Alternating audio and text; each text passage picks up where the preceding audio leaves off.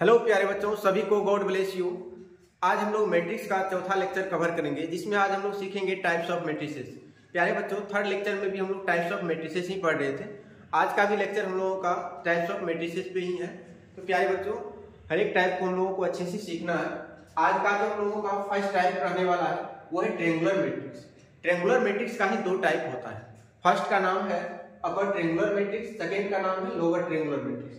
आज का जो नेक्स्ट टाइप है विद्वानों, वो हमारा है इक्विवेलेंट मैट्रिसेस, और ध्यान हम लोग पढ़ेंगे इक्वल मैट्रिसेस। फिर आज हम लोगों का जो अगला टाइप रहने वाला है वो है सिंगुलर मैट्रिक्स, और आज का जो लास्ट टाइप होगा वो होगा नॉन सिंगुलर मैट्रिक्स। ठीक है विद्वानों, आज हम लोग सबसे पहले सीखेंगे ट्रायंगुलर मैट्रिक्स क्या होता है, और आप लोगों को अच्छे से यहाँ पे फोकस करना है और ध्यान से समझना हर एक चीजों को। तो ट्रायंगुलर मैट्रिक्स पहले मैं एग्जांपल बताता हूँ ट्रायंगुलर मैट्रिक्स का, फिर आप लोगों को मैं इसका डिफिनेशन भी बताऊंगा। पहले एग्जांपल देखिए ट्रायंगुलर मैट्रिक्स का। जैसे ये मैट्रिक्स है हमारा, इसमें एलिमेंट है 2 3 4 0 5 9 0 0 7। एक और एग्जांपल मैं आपको बताता हूं। जैसे भी कोई हमारा मैट्रिक्स है जिसमें एलिमेंट है -2 0 0 4 -5 0 7 9 3। यहाँ पे दो एग्जाम्पल आपको दिख रहा है मैट्रिक्स का। अगर हम सबसे पहले आपसे पूछिए ये दोनों मैट्रिक्स कौन सा मैट्रिक्स है, आप कहिएगा सर ये दोनों मैट्रिक्स जो है स्क्वायर मैट्रिक्स है। क्यों है स्क्वायर मैट्रिक्स? क्योंकि रो कॉलम बराबर है। अगर रो पूछे, इसमें भी थर्ड रो है एंड थर्ड कॉलम भी है, इसमें भी थर्ड रो है एंड थर्ड कॉलम है, तो ये दोनों मैट्रिक्स जो है हमारा स्क्वायर मैट्रिक्स है। तो इसका मतलब जो भी मैट्रिक्स हमारा ट्रायंगुलर मैट्रिक्स बनेगा, एट फर्स्ट वो हमारा क्या होना चाहिए? स्क्वायर मैट्रिक्स होना चाहिए। स्क्वायर मैट्रिक्स ही हमारा ट्रायंगुलर मैट्रिक्स बनता है। ठीक है विद्वानों, आपको याद रखना है स्क्वायर मैट्रिक्स ही हमारा क्या बनता है? ट्रायंगुलर मैट्रिक्स बनता है। अगर हम आपसे पूछे ये दोनों मैट्रिक्स में कुछ कंडीशन है, उस कंडीशन को जरा आप बताइए। आप कहिएगा सर कंडीशन तो हमें भी समझ में आ रहा है। फर्स्ट मैट्रिक्स में अगर हम देखिए मैट्रिक्स ए में एक कंडीशन दिख रहा है, वो कंडीशन ये है कि मेन डायगोनल से नीचे का टोटल एलिमेंट 0 दिख रहा है। मेन डायगोनल से नीचे का टोटल एलिमेंट क्या है? 0 है। अब कहिएगा सर मेन डायगोनल क्या होता है? आपको हम अच्छे से समझाए थे मेन डायगोनल क्या होता है, प्रिंसिपल डायगोनल क्या होता है, या लीडिंग डायगोनल क्या होता है। मेन डायगोनल बोले या प्रिंसिपल डायगोनल बोले या लीडिंग डायगोनल बोले, तीनों एक ही बात होता है। ठीक है विद्वानों, इसी को हम लोग मेन डायगोनल बोलते हैं, या इसी को प्रिंसिपल डायगोनल भी बोलते हैं, इसी को हम लोग लीडिंग डायगोनल भी बोलते हैं। और एक डायगोनल होता है सेकेंडरी डायगोनल। ये वाला जो हमारा डायगोनल होगा इसको हम लोग सेकेंडरी डायगोनल बोलते हैं, या उसी का दूसरा नाम होता है ऑफ डायगोनल। ठीक है विद्वानों, तो आपको मेन डायगोनल देखना है, आपको सेकेंडरी डायगोनल नहीं देखना है। आपको देखना है मेन डायगोनल से नीचे का टोटल एलिमेंट 0 है कि नहीं, या आपको ये देखना है सेकंड मैट्रिक्स में आपको दिख रहा होगा कि मेन डायगोनल से ऊपर का टोटल एलिमेंट 0 है। मेन डायगोनल से ऊपर का टोटल एलिमेंट क्या है? 0 है। ये दोनों एग्जांपल हमारा ट्रायंगुलर मैट्रिक्स का एग्जांपल है। ये दोनों ही मैट्रिक्स हमारा किसका एग्जांपल है? ट्रायंगुलर मैट्रिक्स का एग्जांपल है। इसका मतलब आपको एक चीज समझ में आ गया होगा कि ट्रायंगुलर मैट्रिक्स होने के लिए या तो मेन डायगोनल से ऊपर का टोटल एलिमेंट 0 होना चाहिए, या मेन डायगोनल से नीचे का टोटल एलिमेंट 0 होना चाहिए। ठीक है विद्वान, आपको अच्छे से याद रखना है ट्रायंगुलर मैट्रिक्स होने के लिए या तो मेन डायगोनल से ऊपर का टोटल एलिमेंट 0 होना चाहिए, या तो मेन डायगोनल से ऊपर का टोटल 0 होना चाहिए, या मेन डायगोनल से नीचे का टोटल एलिमेंट 0 होना चाहिए। अब कहिएगा सर मेन डायगोनल में क्या हो सकता है? आप तो ये बता दिए मेन डायगोनल से ऊपर टोटल 0 होना चाहिए या मेन डायगोनल से नीचे टोटल 0 होना चाहिए। फिर मेन डायगोनल में हम क्या बोलेंगे? तो मेन डायगोनल का टोटल एलिमेंट 0 हो भी सकता है, नहीं भी हो सकता है। मेन डायगोनल के लिए आपको कंडीशन अभी नहीं बता रहे हैं, तो मेन डायगोनल में आपको याद रखना है मेन डायगोनल का टोटल एलिमेंट 0 हो भी सकता है, नहीं भी हो सकता है। ठीक है विद्वानों, इसका जब डिफिनेशन हम लिखेंगे तो वहां पे अच्छे से आपको क्लियर हो जाएगा। तो यहाँ पे देखिएगा, अगर आपसे कोई पूछेगा कि बताइए जरा ट्रायंगुलर मैट्रिक्स हम लोग किसको बोलेंगे, आपको अच्छे से जवाब देना है। ऐसे मैट्रिक्स को हम लोग ट्रायंगुलर मैट्रिक्स बोलेंगे जिस मैट्रिक्स में या तो मेन डायगोनल से ऊपर का टोटल एलिमेंट 0 हो, या मेन डायगोनल से नीचे का टोटल एलिमेंट क्या हो? 0। एलिमेंट तो हो, लेकिन एलिमेंट के रूप में सभी जगह 0 हो, 0 के अलावा कुछ नहीं होना चाहिए। ठीक है विद्वानों, एक भी पोजीशन पे 0 के अलावा कोई एलिमेंट नहीं होना चाहिए। अब इसका हम लोग डिफिनेशन सीखते हैं, और डिफिनेशन हम लोग सीखेंगे जनरल फॉर्म में। आप लोग को मैट्रिक्स का जनरल फॉर्म अच्छे से पता है। मैट्रिक्स का दो जनरल फॉर्म बताए थे, एक बड़ा सा रूप बताए थे विस्तार, और एक छोटा रूप भी बताए थे। आज हम लोग छोटा रूप का मतलब लेंगे, इसका डिफिनेशन को सीखेंगे। ए बराबर ए आई जे, इसका ऑर्डर अभी हम ले रहे हैं m बाय n। ये हमारा मैट्रिक्स है और मैट्रिक्स का ये जनरल रूप है, is a triangular matrix, triangular matrix एक। फर्स्ट कंडीशन देखिए क्या होना चाहिए, इफ m बराबर n। कोई मैट्रिक्स ए हमारा, ये जो हमारा मैट्रिक्स का जनरल रूप है, ये मैट्रिक्स हमारा ये क्या कहलाएगा रे बाबू, ट्रायंगुलर मैट्रिक्स कहलाएगा। फर्स्ट कंडीशन क्या होना चाहिए, m n बराबर होना चाहिए। m n बराबर होगा तो क्या होगा कि हमारा स्क्वायर मैट्रिक्स बन जाएगा। आपको पता है कि स्क्वायर मैट्रिक्स ही हमारा ट्रायंगुलर मैट्रिक्स बनता है। फर्स्ट ऑफ ऑल क्या होना चाहिए हमारा, m n आपस में क्या होना चाहिए, इक्वल होना चाहिए। एंड दूसरा कंडीशन देखो, एंड ए आई जे से हम लोग क्या रिप्रेजेंट करते हैं, एलिमेंट को। ए आई जे जीरो होना चाहिए, एलिमेंट आपका जीरो होना चाहिए। कहां का एलिमेंट जीरो होना चाहिए, जहां पे आई क्या है बाबू, ग्रेटर होता है जे से। आई जे से ग्रेटर कहां होता है आपको अच्छे से हम बताए गए। और या फोर ऑल लिख देते हैं, एलिमेंट आपका जीरो होना चाहिए, उन सभी जगह का जीरो होना चाहिए जहां जहां पे आई ग्रेटर होता है जे से, जहां जहां पे आई क्या होता है, ग्रेटर होता है जे से। और सेकेंड कंडीशन देखिए, एलिमेंट आपका जीरो होना चाहिए, लेकिन कहां पे एलिमेंट जीरो होना चाहिए, जहां पे आई छोटा होता है जे से, जहां पे आई क्या होता है, और आई लेस देन जे, जहां पे आई क्या होता है, छोटा होता है जे से। तो आपको यहाँ पे थोड़ा सा रफ में बता देते हैं। मान लीजिए एक कोई मैट्रिक्स है जिसमें एलिमेंट है a11, a12, a13, a21, a22, a23, a31, a32, a33। आपको इसमें अच्छे से पता है ये हमारा मेन डायगोनल का एलिमेंट होता है, इसी को हम लोग मेन डायगोनल बोलते हैं या लीडिंग डायगोनल। मेन डायगोनल में क्या होता है, आई जे बराबर होता है, आई और जे बराबर, पहला नंबर आई सेकंड नंबर जे होता है, आई जे बराबर होता है, आई जे बराबर। अगर मेन डायगोनल में कोई भी एलिमेंट है उसका आई जे हमेशा इक्वल होता है। अगर हम मेन डायगोनल से ऊपर चर्चा करें, मेन डायगोनल से ऊपर क्या होना चाहिए, तो आपको अच्छे से पता है मेन डायगोनल से ऊपर देखो सभी एलिमेंट में। अगर इस एलिमेंट में हम पूछें आपसे, यहाँ पे आई का वैल्यू छोटा है जे बड़ा है, इसमें भी आई छोटा है जे बड़ा है, इसमें भी आई छोटा है जे बड़ा है, इसका मतलब मेन डायगोनल से ऊपर जितना भी एलिमेंट है सभी जगह देखिए आई हमारा छोटा है और जे हमारा क्या है, बड़ा है। आई का वैल्यू छोटा है और जे का वैल्यू क्या है, बड़ा है। तो मेन डायगोनल से ऊपर जो भी एलिमेंट होगा उसमें ये कंडीशन होगा, आई छोटा होगा जे बड़ा होगा। अगर हम आपसे पूछे मेन डायगोनल से नीचे क्या कंडीशन दिख रहा है, मेन डायगोनल से नीचे आई जितना भी, पहला नंबर आई सेकंड नंबर जे होता है, तो यहाँ पे आई बड़ा है जे छोटा है, यहाँ पे आई बड़ा है जे छोटा है, आई बड़ा है जे छोटा है। इसका मतलब मेन डायगोनल से नीचे जो जो एलिमेंट होगा उस एलिमेंट में क्या होता है, आई का वैल्यू ग्रेटर होता है, जे क्या होता है, स्मॉल होता है। तो यहाँ पे आपको याद रखना है आई यहाँ पे क्या होगा, बड़ा होगा और जे का वैल्यू क्या होगा, छोटा होगा। यहाँ पे देखिए हम क्या लिखे हैं, एलिमेंट आपका क्या होना चाहिए, जीरो होना चाहिए। कहाँ के एलिमेंट जीरो होना चाहिए, जहाँ पे आई जे से बड़ा होता है, जहाँ पे आई क्या होता है, जे से बड़ा। आई जे से बड़ा कहाँ होता है बाबू, आई का वैल्यू जे से बड़ा कहाँ होता है, मेन डायगोनल से नीचे होता है सभी एलिमेंट में।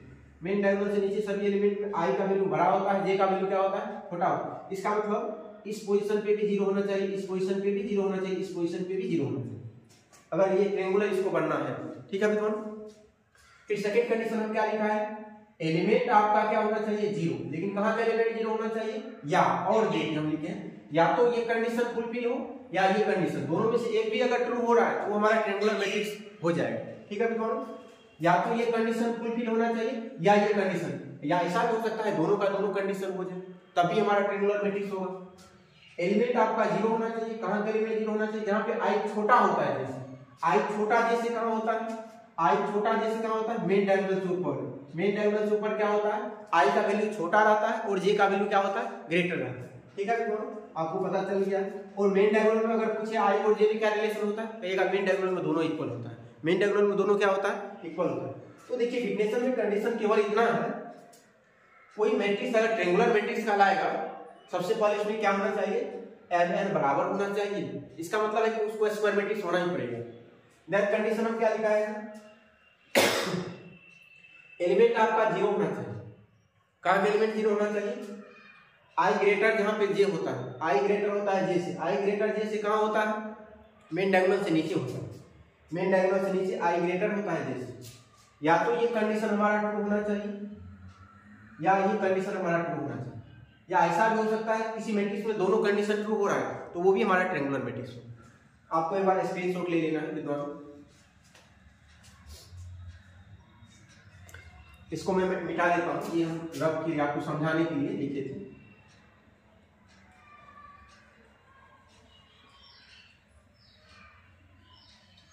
एक बार आप अच्छे से स्क्रीनशॉट ले लीजिए।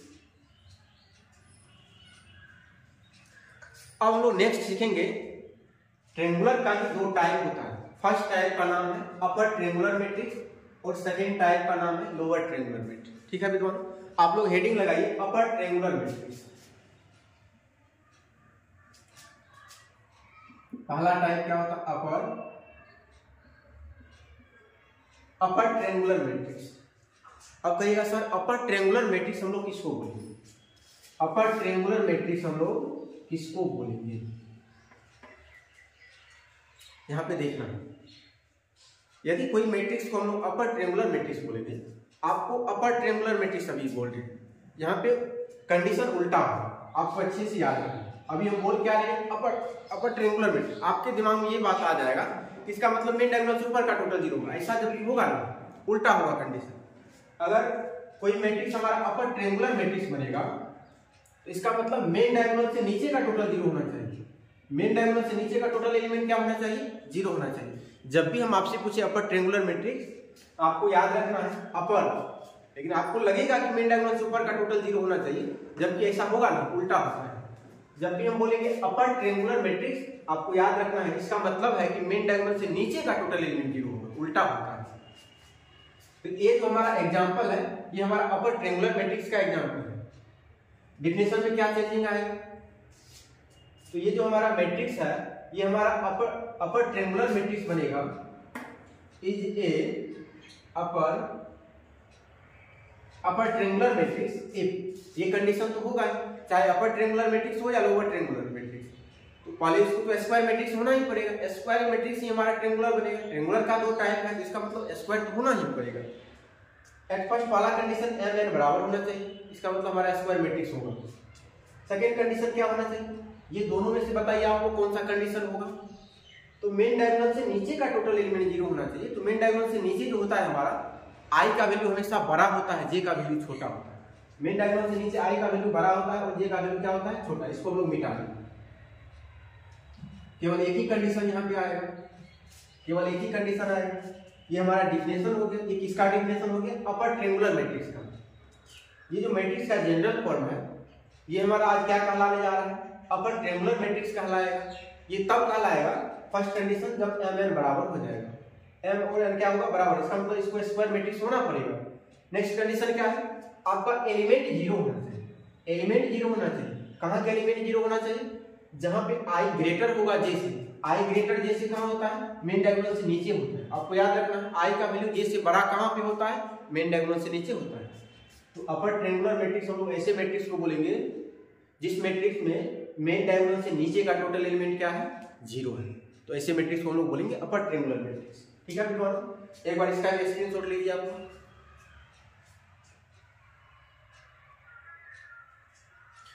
फिर हम लोग क्या सीखेंगे, इसका जो नेक्स्ट टाइप है, इसी में नेक्स्ट टाइप हम लोगों का क्या है, lower triangular matrix. Lower triangular matrix, आपको हेडिंग लगाना है लोअर ट्रायंगुलर मैट्रिक्स।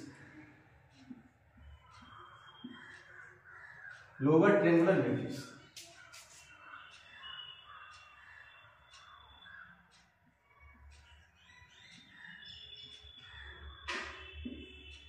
हेडिंग क्या लगाना है, लोअर ट्रायंगुलर मैट्रिक्स। देखिए यहाँ पे आपको लोअर ट्रायंगुलर मैट्रिक्स अभी हम बोल रहे हैं, आपको लगेगा कि लोअर ट्रायंगुलर में मेन डायगोनल से नीचे का टोटल 0 होना है, बस जबकि ऐसा होगा ना, उल्टा कंडीशन होता है। जब भी बोलेंगे लोअर ट्रायंगुलर मैट्रिक्स, आपको अच्छे से याद रखना है कि मेन डायगोनल से ऊपर का टोटल एलिमेंट यहाँ 0 होगा। मेन डायगोनल से ऊपर का टोटल एलिमेंट क्या होगा, यहाँ पे 0 होगा। ये तीनों एलिमेंट आपका क्या होना चाहिए, 0 होना चाहिए। ठीक है विद्वानों, तो ये जो हमारा मैट्रिक्स है, ये हमारा लोअर ट्रायंगुलर मैट्रिक्स है। जब भी मेन डायगोनल से ऊपर का टोटल एलिमेंट 0 होता है तो हमारा क्या कहलाता है, लोअर ट्रायंगुलर मैट्रिक्स। डिफिनेशन में क्या चेंजिंग आएगा, ए बराबर a i j m by n is a lower triangular matrix, is a lower triangular matrix A. ये कंडीशन तो इसमें भी होगा, एम एन बराबर स्क्वायर मैट्रिक्स होना ही पड़ेगा लोअर ट्रायंगुलर होने के लिए, और एलिमेंट जीरो होना चाहिए। कहाँ का एलिमेंट जीरो होना चाहिए, जहां पे आई का वैल्यू छोटा होता है, आई का वैल्यू छोटा होता है किसका वैल्यू से, जे का वैल्यू से। आई का वैल्यू छोटा कहाँ होगा, तो मेन डायगोनल से ऊपर जितना भी एलिमेंट होता है उसमें आई का वैल्यू छोटा होता है और जे का वैल्यू क्या रहता है, ग्रेटर रहता है। ठीक है भैया, यहाँ पे ये कंडीशन हमारा होल्ड होगा। ठीक है, आपको अच्छे से इसको भी नोट कर लेना है। जब भी हम आपसे पूछेंगे अपर ट्रायंगुलर मैट्रिक्स, जब भी अपर बोलेंगे इसका मतलब है कि मेन डायगोनल से नीचे का टोटल जीरो होना चाहिए। जब भी हम आपसे पूछेंगे लोअर ट्रायंगुलर मैट्रिक्स, आपको बताना है कि मेन डायगोनल से ऊपर का टोटल एलिमेंट जीरो होगा। ठीक है विद्वान, एक बार स्क्रीनशॉट ले लीजिए।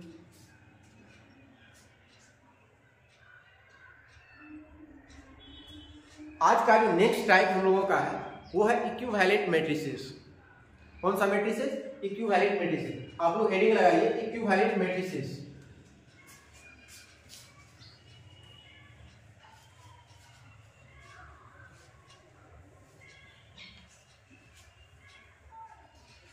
आप लोग हेडिंग लगाइए, ये हमारा 13 टाइप होगा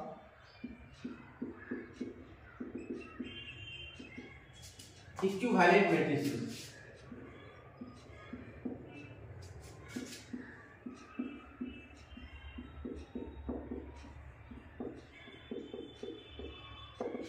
अब आप लोग कहिएगा सर सभी जगह आप मैट्रिक्स लिख रहे थे, यहाँ पे आप मैट्रिसेस लिखे, पोलर फॉर्म लिखे। इक्विवेलेंट मैट्रिक्स दो मैट्रिक्स पे हम लोग डिस्कस करेंगे, इसीलिए यहाँ पे मैट्रिसेस लिखे। इक्विवेलेंट मैट्रिसेस जब भी हम लोग बोलेंगे तो वहाँ पे दो मैट्रिक्स का हम लोग बात करेंगे, दो मैट्रिक्स पे चर्चा करेंगे। ठीक है मित्रों, अब कहिएगा सर इक्विवेलेंट मैट्रिसेस हम लोग किसको बोलेंगे, इक्विवेलेंट मैट्रिसेस किसको बोलेंगे, जरा समझा दीजिए इक्विवेलेंट मैट्रिसेस क्या होता है। जब भी दो मैट्रिक्स का ऑर्डर बराबर होगा, आपको अच्छे से याद रखना है, जब भी दो मैट्रिक्स का ऑर्डर बराबर होगा वो दोनों मैट्रिक्स हमारा इक्विवेलेंट मैट्रिसेस कहलाएगा। जैसे एग्जांपल दीजिए, मान लीजिए कोई मैट्रिक्स ए है जिसमें एलिमेंट है 3 2 0 1 5 7, दूसरा मैट्रिक्स बी है जिसमें एलिमेंट है 7 9 2 1 -5 4। अगर हम आपसे पूछें ए मैट्रिक्स का ऑर्डर क्या होगा, बोलिएगा सर ए मैट्रिक्स का ऑर्डर 2/3 होगा, बी मैट्रिक्स का ऑर्डर क्या होगा, इसका ऑर्डर 2/3 होगा। जब भी दो मैट्रिक्स का ऑर्डर बराबर होता है वो दोनों मैट्रिक्स हमारा इक्विवेलेंट मैट्रिसेस कहलाता है। आज हमारा ए और बी क्या कहलाएगा, इक्विवेलेंट मैट्रिसेस कहलाएगा। ठीक है विद्वान, आपको केवल ऑर्डर देखना है, एलिमेंट बराबर है कि नहीं है उस पर नहीं जाना है, आपको देखना है केवल क्या है, ऑर्डर। तो दोनों का ऑर्डर अगर इक्वल है, यदि इक्वल है तो वो दोनों मैट्रिक्स हमारा इक्विवेलेंट मैट्रिसेस कहलाएंगे। ठीक है विद्वान, अब इसका डेफिनेशन हम लोग कैसे लिखें, ध्यान से यहाँ पे देखिएगा। Two matrices A and B, two matrices A and B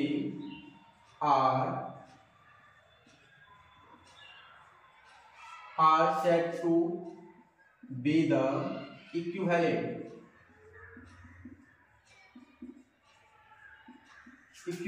matrices. Two matrices A and B are said to be the equivalent matrices if, condition देखिए क्या होना चाहिए, if order of A इक्वल होना चाहिए order of B, order of A बराबर order of B. यदि दोनों मैट्रिक्स का ऑर्डर बराबर है ये दोनों मैट्रिक्स हमारा क्या कहलाएगा, इक्विवेलेंट मैट्रिसेस कहलाएगा। ठीक है विद्वान, एक बार नोट कर लीजिए, ये दोनों मैट्रिक्स इक्विवेलेंट तब कहलाएगा जब दोनों का ऑर्डर इक्वल हो जाएगा। ठीक है विद्वान, मान लीजिए पहला मैट्रिक्स का ऑर्डर रहता 4/3, दूसरा का रहता 3/4। क्या ये दोनों मैट्रिक्स का ऑर्डर इक्वल है क्या, ये दोनों मैट्रिक्स का ऑर्डर इक्वल नहीं है, ये दोनों मैट्रिक्स का ऑर्डर इक्वल नहीं है। इसमें 4 रो है 3 कॉलम है, इसमें 3 रो है 4 कॉलम। ये दोनों ऑर्डर बराबर हम लोग नहीं बोलेंगे। बराबर होने के लिए इसमें जितना रो है सेकेंड मैट्रिक्स में भी उतना ही रो होना चाहिए, इसमें जितना कॉलम है सेकेंड में भी उतना ही कॉलम होना चाहिए, तभी दोनों का ऑर्डर हम लोग बराबर कहेंगे, अदरवाइज वो बराबर नहीं कहलाएगा। अगर ऐसा कंडीशन है तो ये बराबर नहीं कहलाएगा। एक बार स्क्रीनशॉट ले लीजिए। आज का जो नेक्स्ट टाइप है हम लोगों का वो क्या है, इक्वल मैट्रिसेस। कौन सा मैट्रिसेस, इक्वल मैट्रिसेस। आप लोगों को हेडिंग लगाना है इक्वल मैट्रिसेस।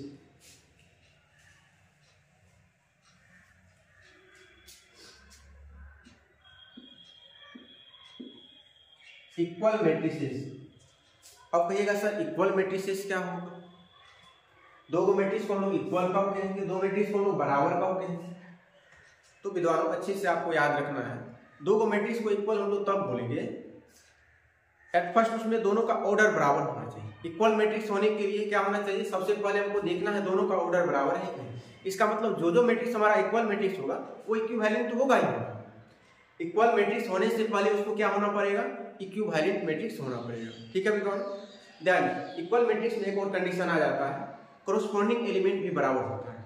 कोरोस्पोंडिंग एलिमेंट क्या होता है, बराबर होता है। तो कोरोस्पोंडिंग का मतलब भी हम लोग अभी समझेंगे। मान लीजिए एग्जांपल देखिए, मान लीजिए कोई मैट्रिक्स हमारा ए है जिसमें एलिमेंट है 7 - 2 5 4 0 9। कोई मैट्रिक्स दूसरा मैट्रिक्स है बी इसमें एलिमेंट है 7 - 2 5 4 0 9। अगर हम आपसे पूछे ए मैट्रिक्स का ऑर्डर क्या है, आप कहिएगा सर इसका ऑर्डर 2/3 है। बी मैट्रिक्स का ऑर्डर क्या है, इसका भी ऑर्डर क्या है 2/3। देखिए एट फर्स्ट ये दोनों मैट्रिक्स का आज हमारा क्या है, ऑर्डर बराबर है, इक्विवेलेंट तो हो गया। देन देखिए कोरोस्पोंडिंग एलिमेंट भी बराबर है। कोरोस्पोंडिंग कहने का मतलब A11 पोजीशन पे देखिए यहाँ पे जो एलिमेंट है वही सेम एलिमेंट इस पोजीशन पे भी होना चाहिए। सेकंड मैट्रिक्स का A11 पोजीशन पे भी होना चाहिए। A12 पोजीशन पे जो एलिमेंट है सेम एलिमेंट यहाँ भी होना चाहिए A12 पोजीशन पे। A13 पोजीशन पे जो है वही सेम एलिमेंट यहाँ पे A13 पोजीशन पे। फिर देखिए A21 पोजीशन पे जो एलिमेंट रहेगा वही सेम एलिमेंट यहाँ, यानी कि संगत एलिमेंट बराबर होना चाहिए। संगत एलिमेंट क्या होना चाहिए, बराबर होना चाहिए। इसका संगत ये होगा, इसका संगत। ठीक है विद्वानों। तो ऑर्डर तो बराबर होना ही चाहिए इक्वल मैट्रिक्स होने के लिए, और साथ ही साथ क्या होना चाहिए, साथ ही साथ कोरोस्पोंडिंग एलिमेंट भी बराबर होना चाहिए। तो आपको अच्छे से याद रखना है, इक्वल मैट्रिक्स होने के लिए ऑर्डर बराबर तो होना ही चाहिए, साथ ही साथ क्या होना चाहिए, कोरोस्पोंडिंग संगत एलिमेंट भी बराबर होना चाहिए, तभी ये दोनों मैट्रिक्स को हम इक्वल बोल पाएंगे, अदरवाइज ये हमारा इक्वल नहीं कहलाएगा। ठीक है। To matrices A and B are said to be the equal matrices। ये हमारा इक्वल मैट्रिक्स कहलाएगा। इक्वल मैट्रिसेस एक पहला कंडीशन क्या होना चाहिए, ऑर्डर ऑफ ए बराबर होना चाहिए ऑर्डर ऑफ बी, इसका मतलब इक्विवेलेंट तो होगा ही। सेकेंड कंडीशन भी लिखिएगा आप लोग, their corresponding elements are equal. Their corresponding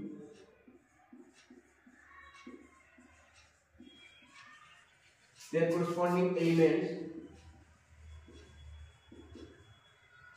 are equal। Their corresponding elements are equal।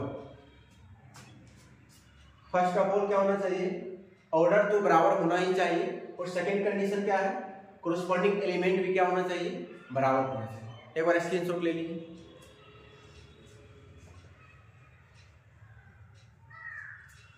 और नेक्स्ट हम लोग आज समझेंगे सिंगुलर मैट्रिक्स। नेक्स्ट हम लोग क्या समझेंगे, सिंगुलर मैट्रिक्स। आपको हेडिंग लगाइएगा सिंगुलर मैट्रिक्स।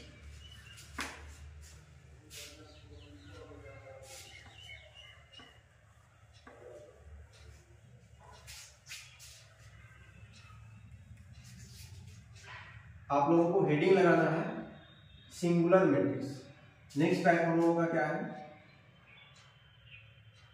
Singular matrix.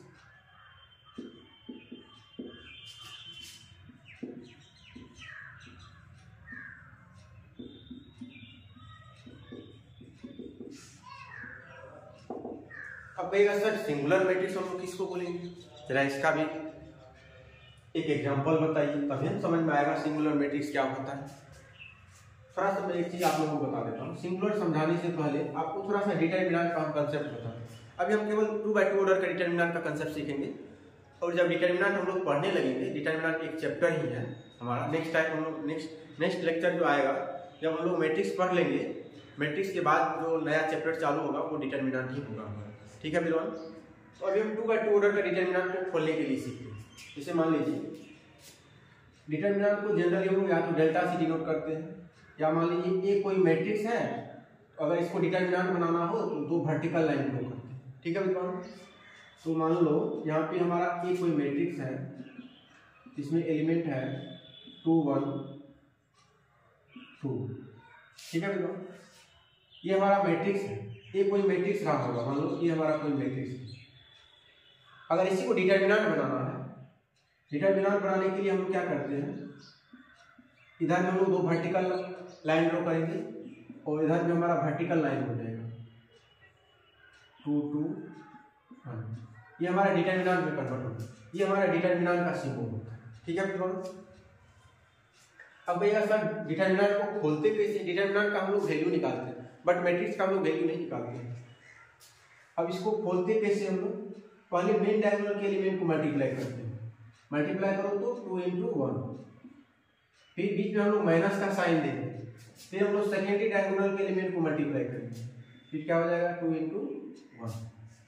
यहाँ 2 - 2 क्या हो जाएगा आपको 0। जैसे ये हमारा एक मैट्रिक्स था, इसको जब हम लोग डिटरमिनेंट में कन्वर्ट किए और उसका जब वैल्यू निकाले तो क्या आ गया है 0। वो क्या आ चुका है 0। तो किसी मैट्रिक्स को हम लोग सिंगुलर मैट्रिक्स तब बोलेंगे जब उसका डिटरमिनेंट वैल्यू क्या आ जाएगा 0 आ जाएगा। जब उसका डिटरमिनेंट वैल्यू क्या आ जाएगा 0। किसी मैट्रिक्स को हम लोग सिंगुलर मैट्रिक्स तब बोलेंगे जब उसका डिटरमिनेंट वैल्यू क्या आ जाएगा 0 आ जाएगा। आपको याद रखना चाहिए विद्वान। जैसे मान लो कोई एक और एग्जांपल लेते हैं। जैसे मान लीजिए सबसे पहले आप लोग को समझ में आ गया होगा डिटरमिनेंट खोलते कैसे। जैसे मान लीजिए, और डिटरमिनेंट को हम लोग डेल्टा से भी डिनोट करते हैं। जैसे मान लीजिए हमारा 2/2 ऑर्डर का डिटरमिनेंट है, जिसमें एलिमेंट है A B C D। अब इस डिटरमिनेंट को ओपन करना है, खोलना है। कैसे खोलेंगे? पहले मेन डायगोनल के एलिमेंट को हम लोग मल्टीप्लाई करेंगे, तो A × क्या हो जाएगा D, फिर बीच में माइनस का साइन देंगे, फिर हम लोग सेकेंडरी डायगोनल के एलिमेंट को मल्टीप्लाई करेंगे, फिर क्या करेंगे वो B × C लिखेंगे। इसी तरह से हमारा 2/2 ऑर्डर का डिटरमिनेंट खोला जाता है। ठीक है विद्वान। अब एक एग्जांपल आपको बताते हैं। जैसे मान लीजिए ए कोई हमारा मैट्रिक्स है, इसमें एलिमेंट है 3 4,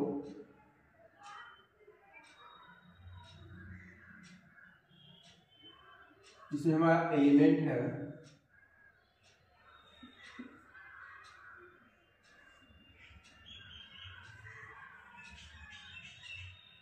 6, मान लीजिए यहाँ पे है, यहाँ पे 4 है,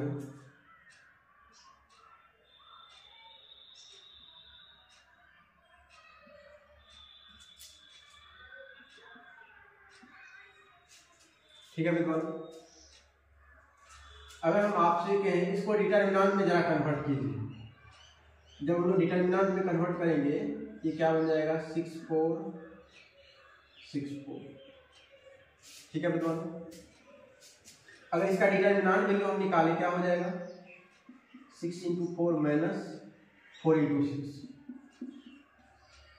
अगर आपसे वैल्यू पूछे 24 - 24, रिजल्ट क्या आ जाएगा 0। तो डिटरमिनेंट ऑफ ए क्या आ चुका है 0 आ चुका है। आज जो हमारा ए मैट्रिक्स होगा, ये हमारा मैट्रिक्स सिंगुलर मैट्रिक्स कहलाएगा। किसी मैट्रिक्स को हम लोग सिंगुलर मैट्रिक्स तब बोलेंगे जब उसका डिटरमिनेंट वैल्यू 0 हो जाएगा। जब उसका डिटरमिनेंट वैल्यू क्या होगा 0 होगा। याद रहेगा विद्वान। अब इसका हम डेफिनेशन सीखते हैं। N E square matrix, N E square matrix ए, कोई स्क्वायर मैट्रिक्स हमारा ए है, ठीक है। N E square matrix A is called singular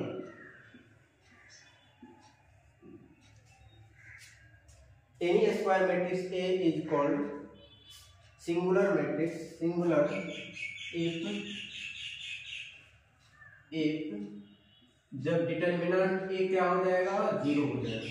जब मैट्रिक्स का डिटर्मिनेंट वैल्यू क्या हो जाएगा, 0। याद रहेगा बिल्कुल। N E square matrix A is called singular matrix, singular matrix, ये हमारा सिंगुलर मैट्रिक्स कहलाएगा इफ कंडीशन क्या होना चाहिए, जब डिटर्मिनेंट वैल्यू ए का क्या हो जाएगा, 0 हो जाएगा। जब ए का डिटर्मिनेंट वैल्यू क्या होगा विद्वानों, 0 हो जाएगा। एक बार इसका आप लोग स्क्रीनशॉट लीजिए।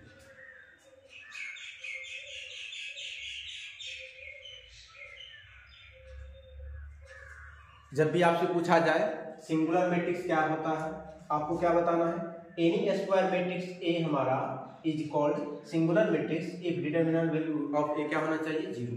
किसी मैट्रिक्स ए को हम लोग सिंगुलर मैट्रिक्स तब बोल पाएंगे जब उसका डिटर्मिनेंट वैल्यू क्या हो जाएगा, 0 के बराबर होगा। आपको यहाँ पे एग्जांपल भी हम बता दिए, परेशानी नहीं होनी चाहिए। अब नेक्स्ट हेडिंग लगाइएगा, non singular matrix, non singular matrix,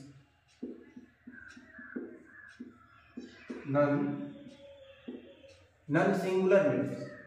अब कहिएगा सर नॉन सिंगुलर मैट्रिक्स क्या हो, तो नॉन सिंगुलर मैट्रिक्स ऐसे मैट्रिक्स को हम लोग बोलेंगे जिसका डिटर्मिनेंट वैल्यू 0 नहीं होगा। 0 के अलावा कुछ हो सकता है, पॉजिटिव में कुछ वैल्यू आ जाए, नेगेटिव में कुछ वैल्यू आ जाए, लेकिन 0 नहीं होना चाहिए। लेकिन क्या नहीं होना चाहिए, 0 नहीं होना चाहिए। जैसे मान लीजिए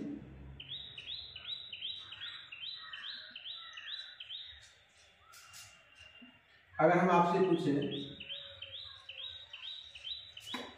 अगर हम आपसे पूछें, दूसरा एक एग्जांपल ले लेते हैं।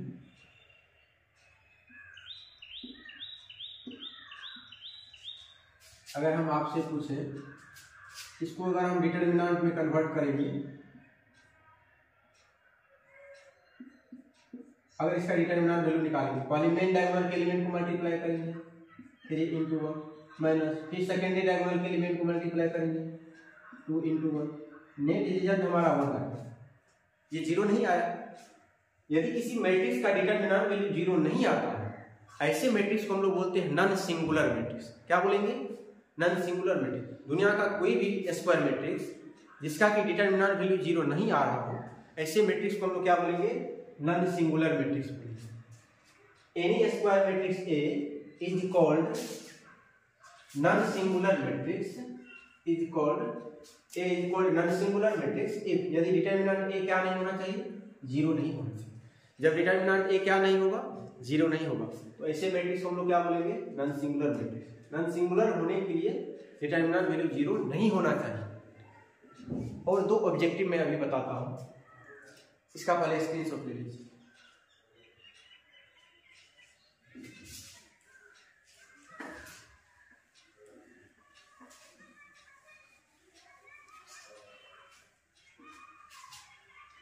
पहला स्टार देख लीजिएगा,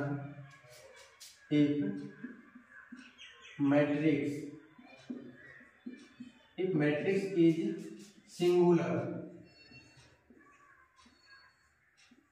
if matrix is singular then their inverse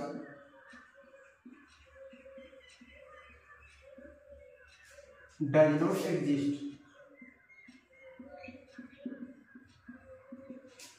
यदि कोई मैट्रिक्स सिंगुलर मैट्रिक्स होता है, उसका हम लोग इन्वर्स नहीं निकाल सकते। आगे जब हम लोग और पढ़ेंगे, नेक्स्ट लेक्चर सब में हम लोग सीखेंगे मैट्रिक्स का इन्वर्स किस प्रकार से निकाला जाता है। यदि कोई मैट्रिक्स हमारा कैसा मैट्रिक्स है, सिंगुलर मैट्रिक्स है, तो उसका हम लोग इन्वर्स नहीं निकाल सकते। उस मैट्रिक्स का क्या नहीं निकाल सकेंगे, हम लोग इन्वर्स नहीं निकाल पाएंगे। तो कई ऐसा क्यों नहीं निकाल पाएंगे, तो थोड़ा सा समझ लो, आगे हम लोग अच्छे से समझेंगे। देखो, अगर किसी मैट्रिक्स का इन्वर्स आपको निकालना होता है, तो उसके लिए फॉर्मूला होता है एडजॉइंट ए बटे डिटर्मिनेंट ए। अगर मान लीजिए ए कोई मैट्रिक्स है और इसका आपको इन्वर्स निकालना हो, तो उसको हम लोग ए की पावर -1 को ए इन्वर्स पढ़ते हैं। ठीक है विद्वान, तो ए इन्वर्स के लिए फॉर्मूला होता है एडजॉइंट ए बटा डिटर्मिनेंट ए। और यदि मान लीजिए आपका मैट्रिक्स सिंगुलर हो गया, तो इसका डिटर्मिनेंट वैल्यू 0 आ जाएगा, तो एडजॉइंट ए में 0 से भाग देंगे, वो तो अनडिफाइंड हो जाएगा। क्या हो जाएगा, अनडिफाइंड हो जाएगा। इसीलिए आपको याद रखना है यदि किसी मैट्रिक्स का डिटर्मिनेंट वैल्यू 0 आ रहा है तो उसका हम लोग इन्वर्स नहीं निकाल सकते हैं। उसका क्या नहीं निकाल पाएंगे? इन्वर्स नहीं निकाल पाएंगे। इसका मतलब सिंपली आपको सोचना है अगर कोई मैट्रिक्स सिंगुलर मैट्रिक्स है तो उसका इन्वर्स एग्जिस्ट नहीं करता है। और सेकेंड ऑब्जेक्टिव क्या होगा? If matrix is non singular,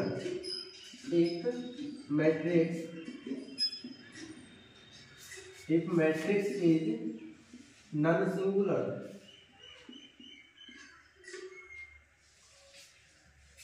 then their inverse exists.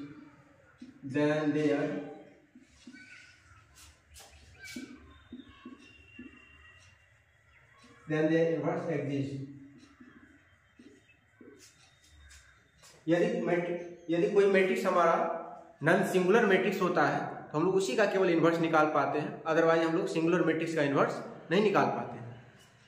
If matrix is non singular then their inverse exist, तभी उसका इन्वर्स क्या होगा? एग्जिस्ट होगा। ठीक है विद्वानों, और नेक्स्ट लेक्चर में हम लोग सीखेंगे मैट्रिक्स का एलजेब्रा, मैट्रिक्स को ऐड कैसे करते हैं, सबट्रैक्ट कैसे करते हैं, दो मैट्रिक्स का मल्टीप्लिकेशन कैसे किया जाता है, इन सभी बातों पर हम लोग चर्चा करेंगे।